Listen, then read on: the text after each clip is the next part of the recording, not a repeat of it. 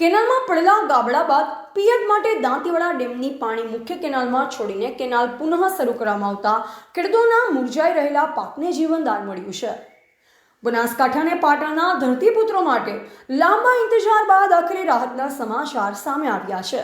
છેલ્લા 27 દિવસથી બંધ પડેલી દાંતીવાડા મુખ્ય કેનાલ ફરીથી શરૂ કરવામાં આવી છે।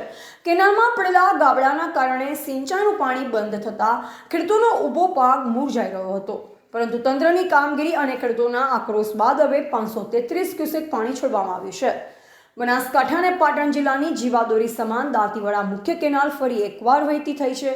મુખ્ય કેનાલમાં ગાબડું પડવાના કારણે છેલ્લા 27 દિવસથી પાણી પુરવઠો ખોરવાયો હતો। સતત 1 મહિના જેટલા સમયથી પાણી ન મળતા ખેડૂતોની હાલત કફોડી બની હતી।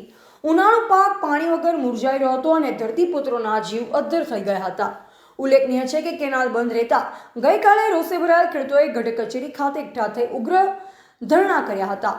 ખેડૂતોની રજૂઆત અને આંદોલન બાદ તંત્ર સફાળું જાગ્યું અને રિપેરિંગ કામ પૂર્ણ કરી તાત્કાલિક ધોરણે કેનાલમાં પાણી છોડવાનો નિર્ણય લેવાયો હતો।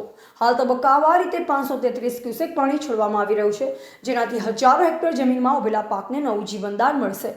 ખેડૂતોએ જણાવ્યું કે અમે છેલ્લા 1 મહિનાથી પાણીની રાહ જોઈ રહ્યા હતા। અમારા મોંઘા ભાવનો પાક બળી રહ્યો હતો। રજૂઆત કરવા છતાં પરિણામ ન મળતું, પણ હવે પાણી આવતા અમને મોટી રાહત થઈ છે। હાલ તો કેનાલ શરૂ થતાં ખેડૂતોમાં ખુશીનો માહોલ છે। જો કે જોવે રહેશે કે આગામી દિવસોમાં તંત્ર દ્વારા પાણીનો પુરવઠો નિયમિત જાળી રાખવામાં આવે છે કે કેમ, જેથી ખેડૂતોને સિઝનના અંતે મોટું નુકસાન વેઠવાનો વારો ન આવે। એવા શૈલેષ વાઘેલા, ભારતની અસ્મિતા, દાંતીવાડા।